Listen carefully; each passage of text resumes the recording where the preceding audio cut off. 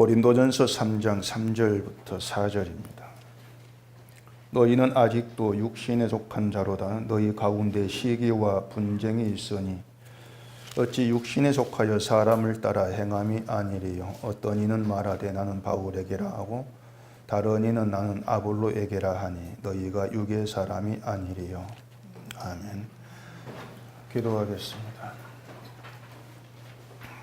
하나님 아버지, 이 시간 저희들 주의 말씀에 붙들리며 하나님께서 허락하신 말씀 안에서 우리의 본래 모습을 찾아가게 하시고 그 안에서 우리 하나님 베푸신 은총이 무엇인가를 깨달아 아는 복된 시간 되게 하소서.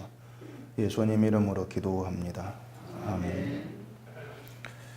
기독교가 강조하는 것 중에 하나가 그 신앙과 그 삶이 일치되어야 된다, 그런 내용입니다. 신앙이 삶에서 나타나야 된다, 이러한 뜻인데 이건 뭐 틀린 말은 아니죠. 우리의 어떤 그 신앙이라고 하는 것은 삶으로 나타나게 되어 있고 또 나타나줘야 되는 사실입니다. 이걸 이제 신앙과 삶의 어떤 일치, 이렇게 얘기할 수가 있는데 그 신앙과 삶의 일치의 문제에 대해서 거의 모든 기독교인들이 잘못 이해하고 있는 것이 뭔가 하면은 그 신앙과 삶의 일치를 신앙에 어울리는 어떤 행동을 하는 것, 그렇게들 생각을 하는 겁니다. 그게 성경에 대해서 오해를 하고 있는 것인데 그런 오해 때문에 이제 기독교가 다른 방향으로 흘러가게 되는 것을 많이 봅니다.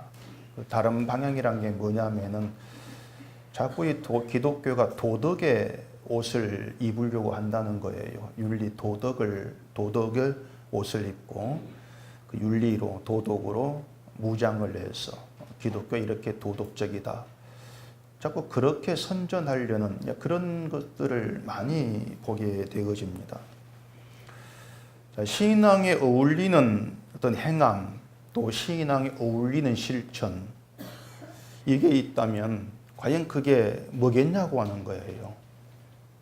제가 행함이란 말에 나오면은 누누이 말씀을 드리는 것이 있는데 그것은 그 우리에게 있는 신앙으로 인한 행동이 나와지고 또 그 신앙으로 인해서 어떤 실천을 하게 되어진다면은 그건 우리에게 있는 믿음, 신앙으로 인해 나와지는 것이니까 신앙이 없는 사람들에게는 그런 행동이 없어야 한다는 겁니다. 나와지면 안 되는 거예요.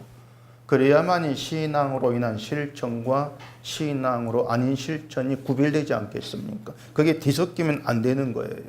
그렇기 때문에 어떤 기독교인, 성경적인 행함을 얘기할 때에는 그것부터 우리가 좀 면밀히 생각을 하고 얘기를 하셔야 됩니다. 근데 그 문제를 자꾸 넘어가 버립니다. 간과하고 넘어가 버리기 때문에 결국은 우리의 기본적인 그 도덕과 윤리로 굳어져 있는 우리의 생각에 맞추어 가지고 신앙의 어떤 행함과 실천을 자꾸 이제 생각을 하고 그걸 끄집어내는 그런 결과를 초래하게 되죠. 그러다 보니까 이 신앙과 삶의 일치가 결국 어떤 믿음에 어울리는 그런 삶이 아니고 도덕에 어울리는 그런 삶으로 뒤바뀌어 버리는 그런 사태가 발생을 하는 겁니다. 그래서 도덕적인 삶이 이게 신앙의 삶이다, 이렇게 이제 뒤바뀌어 버린 것이죠. 그러다 보니까 신앙과 상관이 없는 사람도 그런 도덕적인 모습이 있으면은 뭔가 어떤 신앙적인 삶을 사는 것처럼 그렇게 오해가 되어버리는 그런 것이 있지 않겠습니까? 그래서 지금의 기독교를 보면은 그렇게 어떤 윤리라는 것하고 신앙이 뒤섞여 버렸어요. 혼합이 돼가지고 구분이 안 돼 버리는 그런 현실이 되어버린 것입니다. 로마서 12장 2절에 보면 너희는 이 세대를 본받지 말고 이렇게 바울이 얘기를 하고 있는데 이 세대를 본받지 말라는 건 이 세상을 본받지 말아라, 그 뜻 아니겠어요? 그러니까 이것은 뭐 2017년 21세기 그 시대를 본받지 말아라 이것이 아니고 바울이 본받지 말라고 하는 그 세대라고 하는 것은 이 세상이 아담이 선악과를 먹은 이후로 죄 가운데 살아가는 그 세상 자체를 얘기합니다. 선악과를 먹은 세상 자체의 사고방식, 거기에 따라가지 말 것, 그것을 얘기를 하고 있는 것이죠. 그리고 이 세대라고 하는 결국은 하나님이 없이 살아가는 세상 전부를 얘기를 하는 거예요. 그것이 이제 지극히 큰 도덕과 윤리적인 행동이랄지라도 그걸 본받지 말라는 거죠. 이 말은 그들 도덕적 행동과 다르게 살아라, 그 행동을 하지 마, 이런 의미가 아니고 그들의 행동 가운데 담겨 있는 그 사고방식, 거기에 묻어가지를 말라, 이런 얘기가 되는 거예요. 지금 제가 말씀을 드리는 것은 그 신앙과 삶의 일치가 뭘 지금 얘기를 하느냐, 이걸 이해하는 데 있어서 좀 중요한 내용이니까 좀 잘 들으셔야 됩니다. 우리 이 세대를 본받지 말라고 했죠. 대개 이 세대를 본받지 말라고 하는 것을 흔히 말하는 세상에 타락한 그런 모습들, 행동을 본받지 말아라, 이런 의미로 생각들을 많이 하는데, 어떤 목사는 뭐 세상 문화를 본받지 말아라 이렇게도 얘기합니다. 그래서 노래방 가는 것도 세상 문화고, 그러니까 그런 것도 본받지 말아라. 노래방 가는 게 뭔가 신앙에서 벗어나는 거, 이렇게 갖다 얘기를 하기도 하죠. 이 땅의 걸 너무 즐기는 거, 그것을 이제 따라가지 말 것으로 얘기를 하는 것도 있고, 또 도덕과 윤리적인 삶을 살아야 되는 것으로 또 얘기하는 그런 것도 있고, 여러 가지로 얘기를 하고 있습니다. 자, 그러면은 이 세대를 본받지 말라고 했을 때 도덕과 윤리로 얘기합시다. 도덕과 윤리가 이 세대의 것이냐, 세대의 것이 아니냐 했을 때에 도덕과 윤리도 이 세대의 것이에요. 이 세대에 속한 것이란 얘기입니다. 이 세대의 의의 기준이 도덕이고 윤리지 않습니까? 그래서 도덕과 윤리도 이 세상의 것이니까 본받지 말아라, 이렇게 얘기하는 것은 그 도덕적인 행동 자체가를 하지 말아라, 이런 의미가 아니고 그 도덕과 윤리의 행동의 기준이 되는 거, 그걸 내 기준 삼는 거, 그걸 본받지를 말라고 하는 거예요. 그게 세상적이라는 겁니다.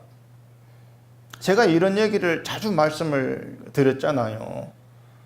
도덕과 윤리를 기준 삼아버리는 거, 그게 세상적이니까 그걸 본받지를 말라고 하는 거예요. 그래서 이 세상적이라고 하는 것은 사람이 자기 의를 위해서 자기 중심으로 살아가는 거, 그걸 세상적 이렇게 말하는 것이지, 뭐 노래방 가고 뭐 춤추고 놀고 이런 걸 세상적 이렇게 얘기하는 것은 아니라는 거예요.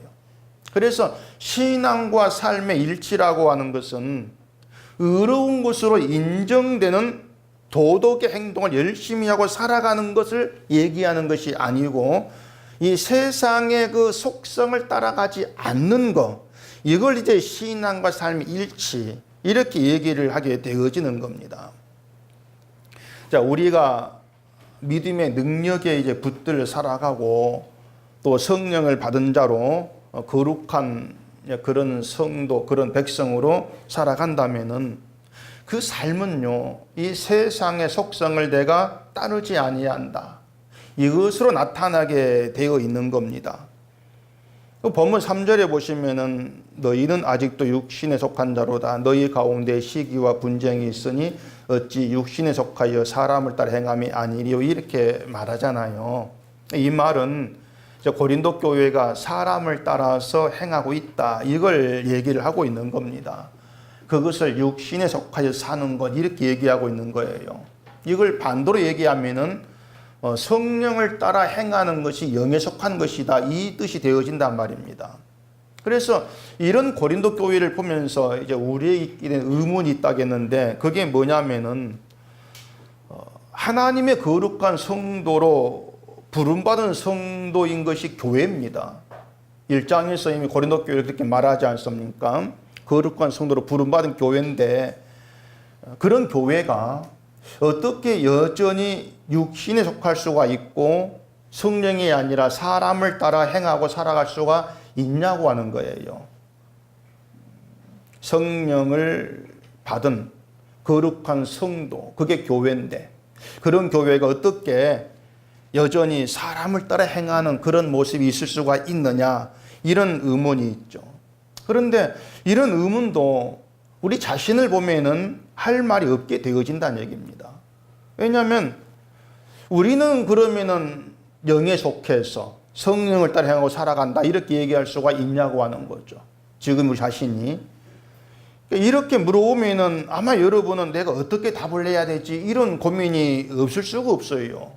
나는 성령을 따라 사는가 아니면 육신을 따라 사는가, 이런 문제가 이제 고민으로 그렇게 남게 되는 것이죠. 근데 우리가 이걸 구분할 수가 없습니다. 구분하려고 하지도 마세요. 내가 육을 따라 사는가 성령을 따라 사는가, 이것을 구분할 수가 없는데, 우리 시각 가지고 구분할 수가 없는데 자꾸 구분하려고 하니까 혼란이 오고 부담이 되는 거예요. 생각해 보세요. 자, 여러분이 하루 24시간 살아갑니다. 직장도 다니고 학교 다니고 잠도 자고 24시간 살아가죠. 그렇게 하루의 그 삶을 쪼개가지고 이건 사람을 따라 사는 것이고 이건 성령을 따라 사는 것이다 나누어가지고 구별할 수가 있냐고 하는 거예요. 하루의 삶을 그렇게 나누어가지고 구별하려고 하는 것이 영지주의로 흘러가는 거예요. 영지주의라고 하는 건 간단히 말하면은 하나님이 주신 영으로 진리를 깨닫게 된 깨달음, 그것만 선한 것이고 육에서 나온 모든 건 악하다, 이런 이율론을 얘기합니다. 악한 것 선한 것 나누어 버리는 것이죠. 그래서 인간에게 있는 것을 이건 선한 것 이건 악한 구별하고 하는 거예요. 갈라놓는 거예요. 그게 이율론인데, 이게 영지주의 정신이기 때문에 우리의 삶을 이 부분은 선한 것이고 이 부분은 악한 것 남는 것이 바로 이율론이 되는 거예요.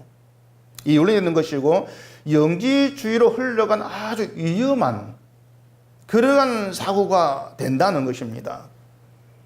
자, 우리 삶을 선한 것과 악한 것 나눈다면 그걸 어떻게 나눠야 되겠느냐.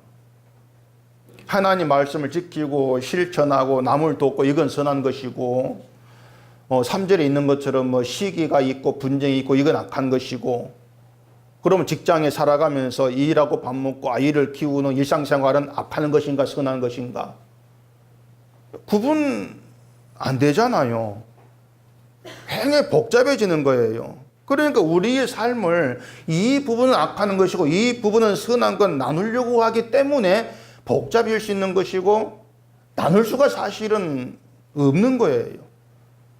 그래, 여러분이 이제 아셔야 될 건 우리가 살아가면서 행동하게 되어지는 것들이 어떤 건 사람을 따라 행하는 것이 어떤 건 성도 행하는 것, 이렇게 나누려고 하지를 마시라고 제가 그런 말씀을 자주 드렸지 않습니까? 그런데 자꾸 생활 속에서 이제 행동을 가지고 영에 속한 것과 육에 속한 것으로 나누어 가지고 나는 어떤 행동이 있는가, 그걸 자기를 판단하려고 하기 때문에 또 혼란과 부담에서 벗어나지 못하는 이제 그런 자꾸 결과를 초래하는 겁니다. 이것이 한국교회 기독교인의 대부분의 이제 짐이고 부담감이라고 이렇게 할 수가 있는 거예요. 분명히 예수님은 진리가 너희를 자유케 한다 이라는데, 자유한다는 건 종이 아니다는 뜻이란 말입니다. 넌 종이 아니냐. 갈라디아 5장 1절에서 그리스도께서 우리를 자유롭게 하려고 자유를 주셨으니 그러므로 굳건하게 해서 다시는 종의 먹이를 먹지 말라 했는데, 그 종의 먹이는 율법을 얘기합니다. 율법의 종으로 살지를 말라는 거예요. 그 예수님이 십자가에 죽으신 피 흘리신 것이 우리 자유를 주신 것인데, 그 자유가 뭔가 하면은 예수님이 우리의 의가 되신 것입니다. 의가 되셨기 때문에 율법으로 내 의로움을 확인하지 않아도 되는 것이 예수 아니에요. 내 의를 확인하려고 하지를 말라는 거죠. 근데 나는 과연 신자답게 사는가, 이것을 내가 행하고 실천 살면서 확인하려고 한다면은 그건 여전히 내 실천을 가지고 의롭다함을 얻으려고 하는 것이고 그것이 예수께로부터 끊어진 것으로 이렇게 얘기가 되어지는 겁니다. 사실 우리가 그 성경을 보면은 우리가 행하고 또 실천하고 사는 삶에 관심을 두어야 되는 것처럼 말씀한 내용들이 있긴 있어요. 그 고린도후서 27장 1절에 보시면은 그런즉 사랑하는 자들아 이 약속을 가진 우리는 하나님을 두려워하는 가운데서 거룩함을 온전히 이루어 육과 영의 온갖 더러운 것에서 자신을 깨끗하게 하자. 그렇게 얘기를 하고 있거든요. 나를 깨끗하게 하자. 또 마태복음 23장 25절 보면은 화 있을진저 외식하는 서기관들과 바리새인들이여 잔과 대접의 겉은 깨끗이 하되 그 안에는 탐욕과 방탕으로 가득하게 하노다. 눈먼 바리새인이여 너는 먼저 안을 깨끗이 하라. 그리하면 겉도 깨끗하리라. 육과 영의 온갖 더러운 것에서 자신을 깨끗하게 하자 이러한 말이나 먼저 안을 깨끗하게 하라. 그리하면 겉도 깨끗하리라. 이런 말씀들. 이 말씀들을 보면은 뭔가 모르게 믿음이 있는 신자라면은 깨끗해져야 된다. 또 이런 생각을 갖게 될 수가 있는 겁니다. 그리고 깨끗하게 되는 것을 뭐 더럽지 않은 깨끗한 행동을 하게 되는 것으로 하는 것으로 그런 생각을 하는 경우가 많이 있죠. 믿음이 내 안에 있다면은 내가 또 성령을 받은 사람이라면은 깨끗한 삶을 살아야 돼. 이런 생각을 하게 되어진다는 얘기죠. 근데 다시 말하지만 우리에게 나오는 그 행동 중에 깨끗하다고 할 수 있는 것이 과연 있느냐고 하는 거예요. 아무 생각 없습니다. 어떤 행동도 이건 깨끗한 것이구나 이렇게 얘기할 수 있는 것이 없어요. 물론 예수님이 서로 사랑을 하셨으니까 서로 사랑하는 것이 나를 깨끗하게 하는 것이고 뭐 그것도 깨끗한 것이다 이렇게 생각해 보십시다. 문제는 그런 사랑이 우리에 가능하냐고 하는 것이죠. 설사 또 서로 사랑하며 산다고 해보십시다. 그럼 다른 삶에는 아무 문제가 없냐고 하는 거예요. 세상과 똑같이 돈 문제 걱정하죠. 자식 문제 걱정하죠. 이웃 사랑하느라고 예를 쓰긴 썼는데 돈과 자식 문제에 걸려 넘어져 버리고 그게 우리들이지 않습니까? 그러면은 나를 깨끗하게 했다가 또 더러워지고 이렇게 이게 반복되냐고 하는 거예요. 제가 여러분을 뭐 혼란스럽게 하려고 이렇게 복잡하게 말씀드린 것이 아니고 이 사람이 자꾸 행함이라고 하는 함정에 너무 깊이 빠져 있습니다. 그 개미지옥이라고 아시죠? 그 개미 귀신이란 벌레가 있는데 이게 명조 잠자리 애벌레입니다. 개미 귀신이라 하는데 이 개미 귀신이 모래 땅에다 깔때기 모양의 이제 구멍을 파놓고 거기 지나간 벌레가 이제 빠지면 곤충을 이제 그걸 잡아먹고 이렇게 이제 삽니다. 그 개미지옥 이렇게 얘기하는 거 거기 한번 빠지면 도무지 벗어날 수 없기 때문에 개미지옥 이렇게 얘기해요. 빠져나가려고 하면은 그 숨어있는 그 벌레가 모래를 끼얹어 가지고 미끄러지게 하고 이렇게 해서 잡아먹습니다. 근데 그 행함이라고 하는 게 꼭 개미지옥 같은 그런 함정처럼 느껴져요. 다른 게 뭔가 벌레는 이제 길을 가다가 개미지옥 빠지는데 사람은 날 때부터 행함이라고 하는 그 지옥에 빠진 자로 태어나고 있는 겁니다.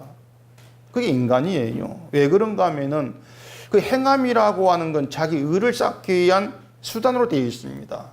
이 땅에서. 그래서 뭘 행하고 실천하면은 신앙 좋은 신자로 나를 봐줄까 이런 생각을 하게 되면서 행함이 붙들리는 것이죠. 바울은 이걸 육신의 속에서 따라 행하는 것으로 그렇게 얘기를 하고 있는 거예요. 그러면 자기를 깨끗게 한다. 이게 무슨 말 같습니까? 나를 깨끗게 한다. 제가 다시 물을게 한번 속을 생각해 보세요. 여러분은 자신이 깨끗하다고 생각합니까? 난 깨끗해. 이런 생각이 있습니까? 안과 겉이 다 깨끗합니까? 만약에 아이고 나는 깨끗하다고 할 수가 없다. 난 더러워. 이렇게 생각이 되어진다면 그건 여러분 자신을 보기 때문에 그렇죠. 나를 보니까 내 속에 악한 게 너무나 많다, 이런 생각이 되니까 내 안은 깨끗지가 않아, 이런 생각이 있을 수밖에 없는 겁니다. 또 자기 행동을 보니까 행동도 깨끗하다 할 수가 없을 때가 많지 않습니까? 그래서 난 안과 끝이 깨끗하지가 않아, 이런 생각을 하게 되는 거죠. 이게 뭐냐면은 그 인간의 의의 그 시각으로 세상을 보면서 또 자기를 그렇게 바라본다는 증거가 되는 거예요. 자, 이렇게 얘기하면 또 헷갈리게 됐죠. 왜냐하면은 제가 지금까지 귀에 못이 박히도록 말씀드린 것이 우린 더럽다는 거, 죄인이라 이런 말씀드렸는데 깨끗하다 이런 말이 나오니까 그럼 뭐란 말이고, 뭔가 헷갈릴 수가 있을 겁니다. 더러운 존재다, 죄인이다 실거래 얘기해 놓고 이제와 깨끗하다 이렇게 이제 말하느냐는 것이죠.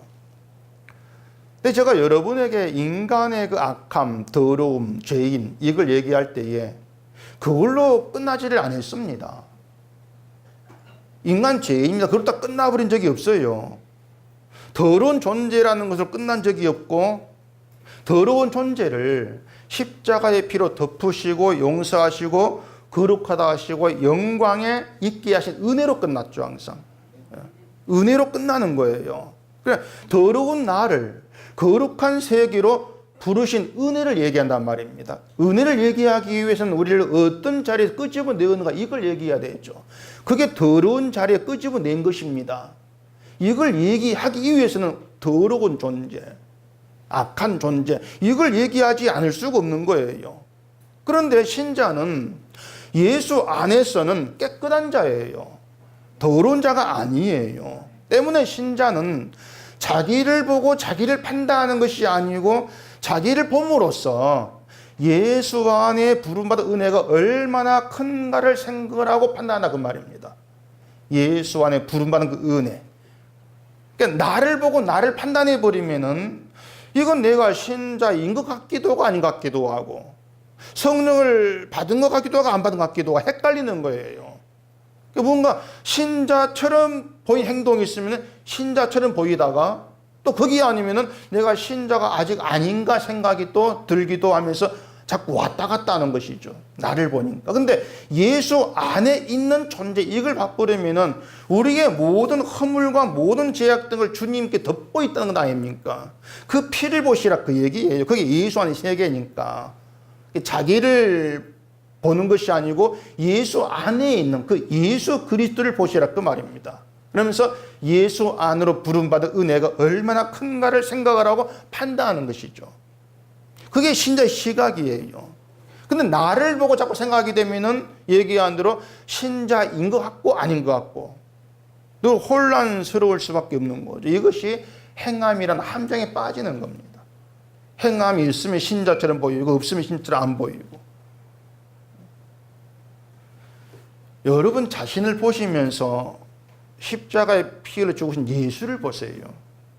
예수를 보게 하는 거니까. 도무지 구원될 존재가 못된 나 같은 자로 인해서 십자가에 죽으신 분이 예수님이고, 그 피로 나의 모든 더러움이 덮여지면서 깨끗하다고 선언된 그 은혜, 그걸 보시라는 거죠. 그러면 그 은혜에서 뭐가 나오겠습니까? 나의 나 된 건 주의 은혜입니다. 이런 바울의 고백에 나오고 그 고백에 우리가 일치가 되어진다고 하는 겁니다. 그런데 우리가 그런 고백을 하게 되어진다는 것이 놀라운 일이고 신비고 기적이라는 거예요. 그 고백이 가벼운 게 아니라는 것입니다. 바울이 사울로 살았던 때를 생각해 보세요. 그런 바울의 입에서 나의 나 된 건 주의 은혜입니다, 이런 말이 나온다는 것이 주의 능력으로 바울에게 일했다는 증거고 기적인 거예요. 바울에게 또 그런 말이 나오지, 이건 기적이다. 아까 고린도후서에서 육과 영의 온갖 더러운 것에서 자기를 깨끗게 하자, 이런 말이 있었습니다. 이것을 구원받으려면은 더러운 곳에서 나를 깨끗하게 해야 돼, 이런 뜻으로 이제 많이들 얘기하기도 하죠. 사람이 뭘 해도 내가 나를 깨끗하게는 못한다는, 이걸 생각지를 못하는 거예요. 깨끗한 행동을 하면은 깨끗해진다, 이렇게 생각하는 사람도 있겠지만은 깨끗한 행동 자체가 없다는 걸 모릅니다. 설사 깨끗한 행동이 있어서 그 행동을 한다 할지라도 그 속마음은 어떻게 하겠습니까? 결국은 사람이 예수님을 생각하지 않게 되어지면은 늘 자기를 깨끗하게 할 수 있는 행동이 뭘까? 그 행함으로 자꾸 흘러갈 수밖에 없는 거예요. 그게 십자가에서 다른 길로 가게 되는 결과밖에 안 되는 겁니다. 양심껏 살아서 나를 깨끗하게 하자. 세상을 향한 욕심을 내가 자제하면서 무소유적인 삶을 살아 깨끗하게 하자. 그래서 불교가 깨끗해지기 위해서 새벽에 정계라는 그런 시간에 예불 드리고 면벽도 고행도 그러지 않습니까? 수도사도 세상과 담을 쌓으면서 수도원 안에서 생활하면서 자꾸 깨끗한 그런 삶을 살려고 하잖아요. 기독교도 그래요. 마음에 깨끗함 얻고 싶어가지고 관상기도라는 것도 이제 하고 또 뜰에서 대야제라는 그런 경건훈련도 하고 그러면서 깨끗함을 얻어보려고 하죠. 근데 어떤 것으로도 우리를 깨끗하게 할 수 있는 것은 그 어디에도 없는 거예요. 예수 그리스도 안에 그것 말고는. 근데 사람들이 그걸 생각지 않고 그냥 한순간 느낌만 가지고서 만족하려고 하는 그런 걸 많이 보게 되어집니다. 근데 그런 느낌이라도 경험하고 싶어가지고 여기 찾아가고 또 돌아온 후에 또다시 목마르고 또 찾아가고 계속 반복되지 않습니다. 여러분도 나를 깨끗하게 할 수 있는 어떤 그런 방법을 알고 싶습니까? 어떻게 하면 깨끗해질까? 이것만 분명히 생각하세요. 신자는 깨끗해져야 될 사람입니까? 깨끗한 사람입니까? 깨끗해진 사람이에요. 예수 그리스도 안에서 이미 깨끗해진 자가 신자입니다. 그러니까 예수를 믿는다고 하면서 왜 그걸 믿지를 못하는지를 못하겠어요. 그게 뭐냐면 내가 깨끗해졌으면 나에게서 깨끗해진 그런 어떤 삶의 모습이 나와줘야 된다고 생각하는데 그런 깨끗한 모습이 안 보이니까 나는 아직까지 깨끗하긴 틀렸어. 이런 생각을 하기도 하죠. 우리 깨끗함의 근거는 내 행동이 아니고 예수 그리스도란 말이에요. 예수의 피로 깨끗함 얻은 것이죠, 우리가. 내 자체 깨끗해진 것이 아니라 예수 안에서 깨끗한 자로 이렇게 선언되어 있는 거예요. 그렇기 때문에 예수 안에 있을 때 거룩한 자로 그렇게 여김받는 것이고 그렇게 인정이 되어 있는 것이고 그게 구원의 능력으로 자리하고 있다고 하는 것이죠. 에스겔서 36장 25절 보시면 이런 말이 있습니다. 맑은 물을 너희에게 뿌려서 너희로 정결하게 하되 곧 너희 모든 더러운 곳에서와 모든 우상 숭배에서 너희를 정결하게 할 것이며 여기 보면은 정결하게 되는 것은 맑은 물을 뿌리는 것으로만 가능합니다. 다시 말해서 신자가 깨끗해지는 것은 맑은 물을 뿌림을 받아서 되어지는 것이지 내가 나를 깨끗하게 할 수가 없는 거예요. 어떤 행동을 해도.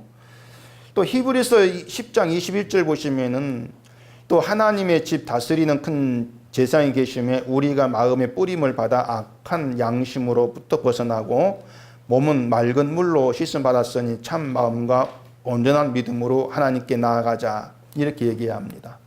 큰 제사장으로 인해서 몸이 맑은 물로 씻음 받았다. 그렇게 선언해요. 큰 제사장 예수님이죠. 예수님이 우리 몸을 깨끗하게 하셨다는 것이죠. 그 피로서 말입니다. 때문에 신자는 예수 그리스도로 깨끗해진 존재 이렇게 선언되어 있는 거예요.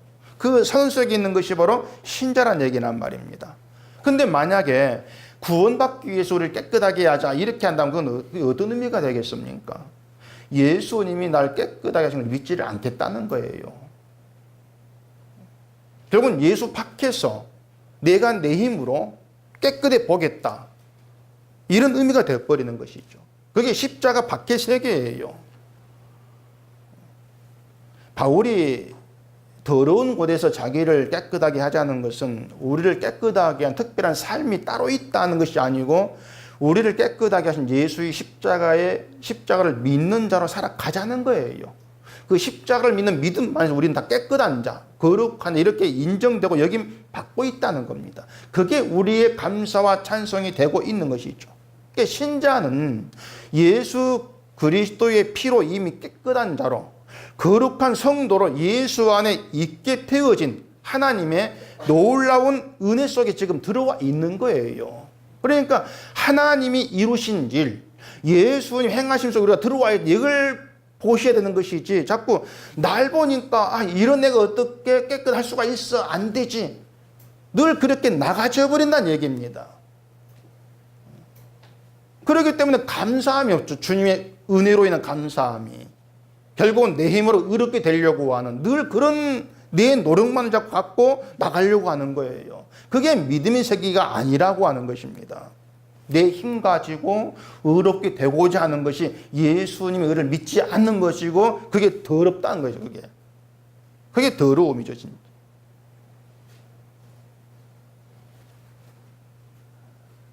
나를 깨끗하게 하는 것이 아니고 깨끗함의 세계로 우리를 불러들였으니까 예수님이 그 세계를 알자는 거예요. 그 세계를 압시다. 근데 세상은 십자가의 의를 믿고 살아가는 걸 방해를 합니다. 늘 회방을 하죠. 의로운 행함이라 함정에서 나가지를 못하게 하죠. 그 개미에 계신 모래를 끼얹어 가지고 그 개미 쪽에 빠진 벌레가 나가지 못하게 하는 것처럼 사탄은 행함이란 자꾸 끼얹는 거예요. 행함이라고 하는 거. 행함을 기준으로 자기를 보게 하는 것이죠. 그건 하나님의 의가 아니고 사람의 의를 가지고 자기를 판단하는 잘못됨을 범하는 것이다. 그걸 우리가 아셔야 됩니다. 그렇지 않으면요, 이 신앙생활 평생을 늘 어떤 자기 행함이란 문제에 갇혀가지고 늘 헤맵니다. 미로를 헤맨 것처럼 헤맬 수밖에 없게 되어지는 거예요. 그 행함에 대해 질문하는 사람들이 빠지지 않고 말이, 그러면 이제 우리가 예수 안에서 거룩하게 되었으니까 그러면은 뭐 아무렇게 살면 됩니까? 뭐 이렇게 하는데 그게 자꾸 제자로 돌아가는 것이라고 제가 말씀을 드렸죠. 행함의 유혹이란 그렇게 찔겨요. 참 찔깁니다. 신자는 아무렇게 살면 안 되지 않습니다. 근데 아무렇게 사는 게 뭐예요? 뭐가 아무렇게 사는 것이 생각됩니까? 어떤 목사님은 또 그럽디다. 구원은 오직 십자가의 피로 받는다 하면서 예수를 믿는다면 이미 구원 받은 것이니까 또 우리의 선행으로 그 구원을 증거해야 된다. 또 이런 말을 합니다. 선행이 없다면 그건 구원 받은 것이 아니다. 또 말을 뒤에서 바꿔버리는 거예요. 자꾸 어떤 그 행함의 문제를 놓지를 못하고 있는 것이죠. 그러면서 뭐 술 먹고 음란하고 이혼하고 회개하지 않아도 뭐 구원 받았으니 천국 가는가? 그건 아니지 않는가? 이렇게 행함을 가지고서 뭔가를 증명하려고 하고 늘 그렇게 나가는 것이죠. 말이 앞뒤가 달라버리게 되는 것이에요. 결국 천국이라고 하는 것을 예수의 피로 구원만 하면서도 결국은 자기 행함을 가지고 또 확인하려고 하는 그런 오해를 또 범하게 되는 것이죠. 그게 대개의 그 기독교인들의 그 생각이라고 볼 수가 있는 겁니다. 근데 사람들 그런 게 또 옳게 들리거든요. 여러분은 지금 살아가는 게 아무렇게 살고 있습니까? 아무렇지 않게 살고 있습니까? 어떤 식이에요?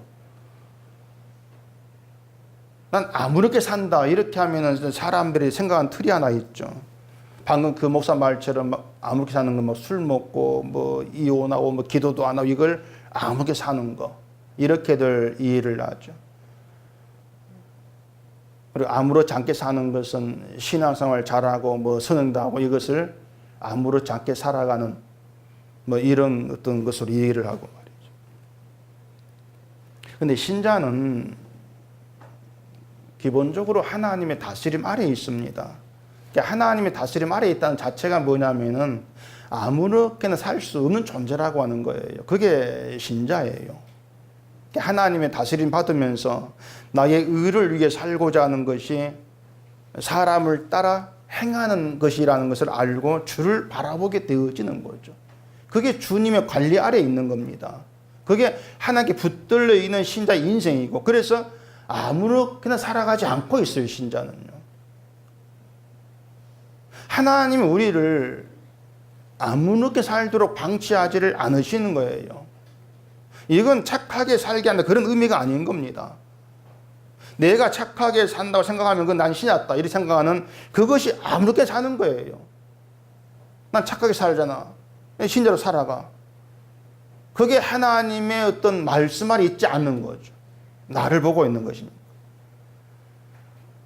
아무렇게 사는 것은 자기를 위해 사는 게 아무렇게 사는 겁니다. 자기를 위해 살아가는 것이. 그렇게 오면은 세상의 모든 사람이 다 아무렇게 살아간다, 그렇게 얘기할 수가 있겠죠. 신자는요, 우리가 예수 그리스도 안에서 잊을 수 없는 것은 우리가 무엇을 해도 구원의 의는 예수 그리스도라고 하는 거예요. 내가 하는 어떤 것도 구원의 의가 되지 아니한다, 그 사실이 박혀 있는 게 신자라는 얘기입니다.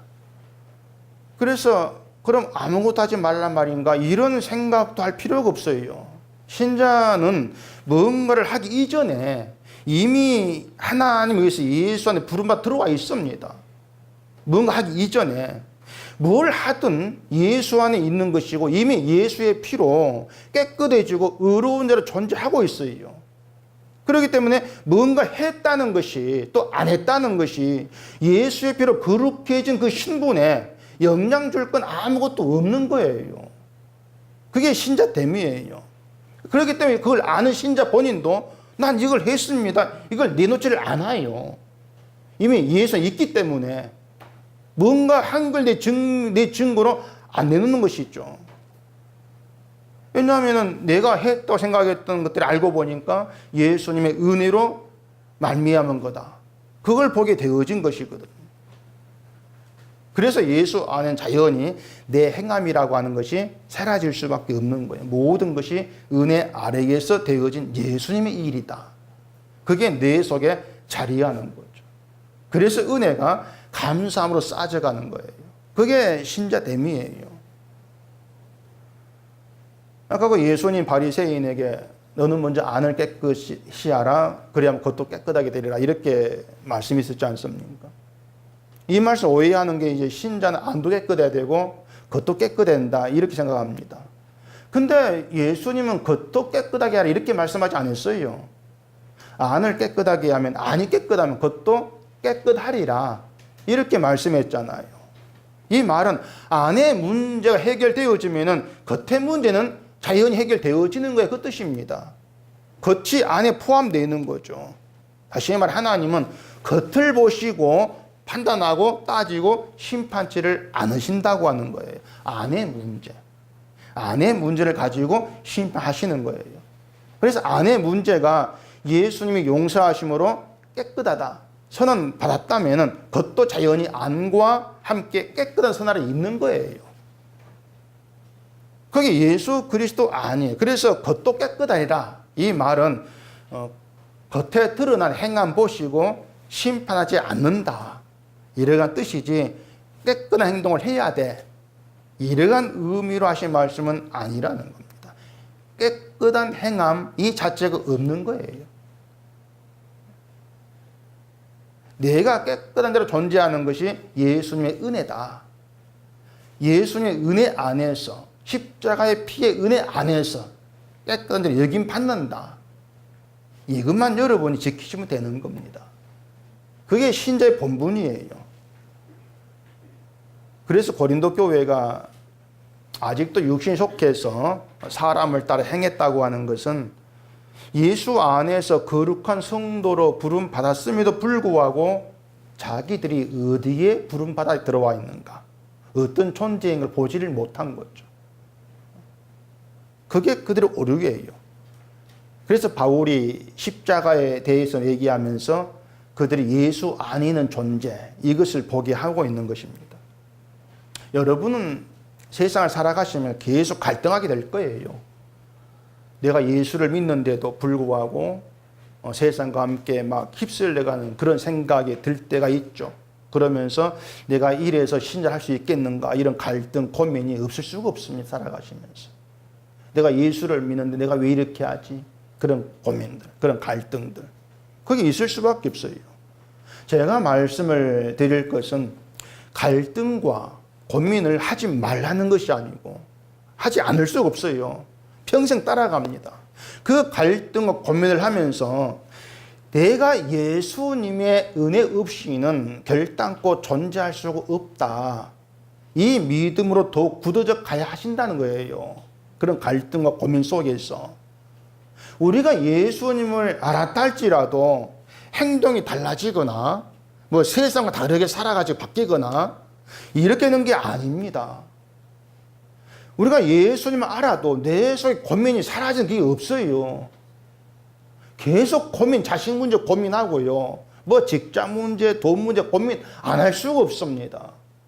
그런 고민과 걱정 그 속에서 결국 예수님의 그 의로우심, 십자가의 피, 의간의 구원의 능력이 그것이구나. 계속 그걸 확인해 가는 거죠. 그게 신자됨이에요. 그걸 확인했을 때 내 더러움이 있는 그 상태에서 그런 나를 예수의 피가 덮었다는 거. 그게 찬송, 감사 나와지는 겁니다. 그게 신자예요. 그러니까 예수 안에서는 깨끗한, 예수의 피로 깨끗해진 그런 신자가 있을지언정 뭐 세상에서 깨끗한 삶을 살아가 깨끗해진 그런 신자 존재할 수가 없습니다. 절대 있을 수가 없어요. 고민하고 근심하고 얘들 문제로 속 썩이고 그런 자들이 예수에 다 들어와 있는 것입니다. 근데 결론은 이런 나를 주의 피가 덮었다. 그 주의 피의 은혜가 더 크게 다가오는 거죠. 이런 날 덮으신다고 하는 것이. 다시 얘기하지만 여러분 세상 살아간 동안에 고민, 염려는 계속 따라갑니다. 계속 따라가고. 근데 예수님을 알게 되어지면 고민과 염려 속에서 나는 죽은 자이고 예수님의 은혜가 아니면 안 되는 사람이라는 것을 더 절박하게 알아가는 거예요.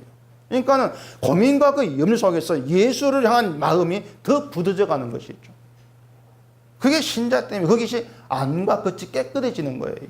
그 상태를 가리켜서 우리를 깨끗하게 하신 예수의 피, 십자가를 놓지 않는 것이 믿음이고 그 십자가 놓지 말라고 믿음을 주신 것이 주님의 은혜죠. 그래서 믿음이 있게 되면은 내가 한 일은 다 사라지면서 예수님이 행하신 일만 우리에게 남게 되어지는 겁니다. 그래 예수 안에 자랑이 없어지는 것이고 시기와 분쟁도 의미 없는 것으로 늘 그렇게 드러날 수밖에 없는 거죠. 그럼에도 시기는 계속 나와요. 그것으로 내가 성령을 따라 산 것이 아니라 사람을 따라 살았구나. 그런 나를 성령이 붙들려 가는 것이구나. 그렇게 되어지면서 붙들어 가시는 그 주께 감사함이 있는 거죠. 그렇게 우리를 십자가로 끌어가는 겁니다. 그게 신자됨이에요. 십자가만 붙드시고 살아가실수록 그 십자가만 여러분의 자랑으로 늘 되어져 가야 한단 말입니다. 그게 신자니까. 신자됨을 자꾸 이제 오해들을 많이 하니까 그걸 우리가 살아가면서 자꾸 뭘 나타내야 될 것으로 생각을 하는데 그게 결국은 짐으로 그렇게 이제 남게 되어져 버리는 것이죠.